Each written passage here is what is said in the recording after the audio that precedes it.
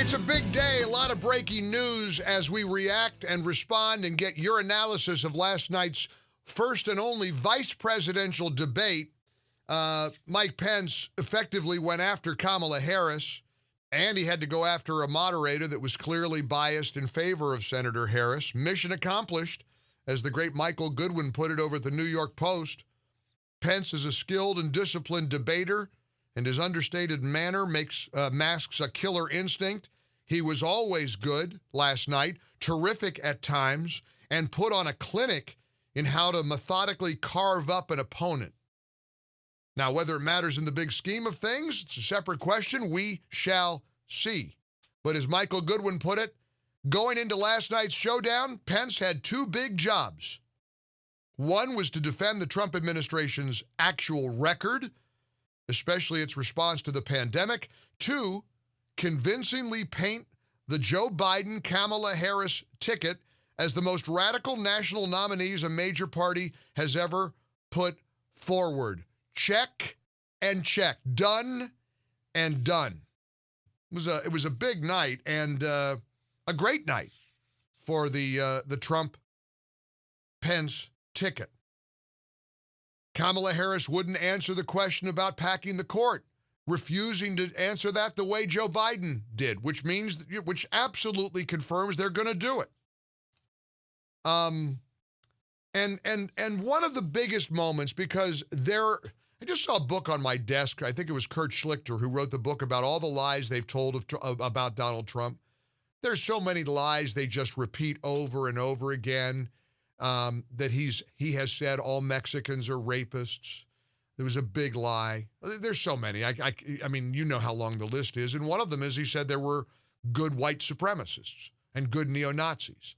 In the middle of condemning white supremacists and neo-Nazis, he said there were good people on both sides of the debate over Confederate statues. And they know it. It's a lie. And Kamala Harris tried to tell that lie last night, and Mike Pence knocked that down immediately. I think that's one of the things that makes people dislike the media so much in this country, Susan, is that you selectively edit, just like Senator Harris did, comments that President Trump and I and others on our side of the aisle make. I mean, Senator Harris conveniently omitted, after the president made comments about people on either side of the debate over monuments, he condemned the KKK, neo-Nazis, and white supremacists, and has done so repeatedly.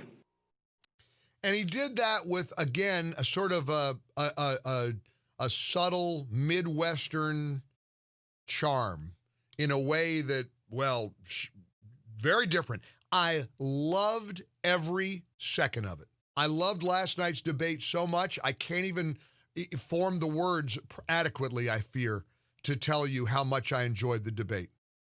Two different, wildly different, divergent views. Two different policy packages. Two different ideologies. Two different worldviews. A conservative Midwesterner from Indiana.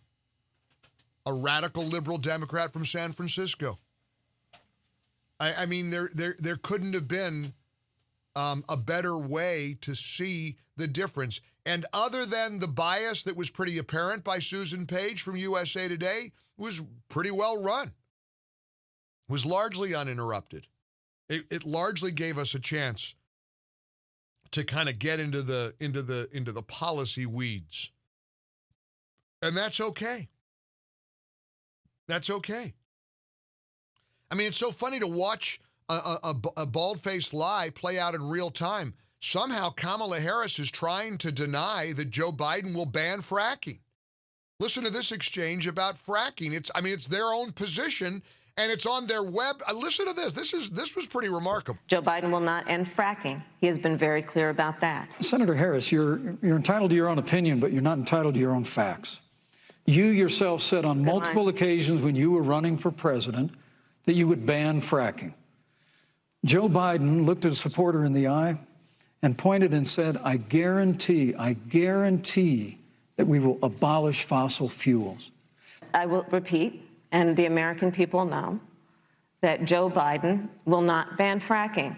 That is a fact. Now, the problem is Lordy, there are tapes. It's really not hard. It takes about 3 seconds to come up with all the times that they said they will ban fracking. What about, say, stopping fracking and stopping new pipeline infrastructure No new fracking. Would there be any place for fossil fuels, including coal and fracking, in a Biden administration? No, we would work it out. We would make sure it's eliminated and no more subsidies for either one of those. Kiddo, I want you to just take a look, okay? You don't have to agree, but I want you to look in my eyes. I guarantee you, we're going to end fossil fuel. There's no question I'm in favor of banning fracking. So, yeah. I mean, it's too easy. And it was a great night. It was also fascinating to watch, once again, the Biden-Harris team refuse to answer a really simple question. I mean, first of all, it's real easy to ask and answer, what Supreme Court nominees would President Biden select? They won't answer that. Well, will you pack the court? Since there's going to be a 6-3 conservative majority, are you going to add 4 liberal Supreme Court justices if you get the presidency, the Senate, and the House?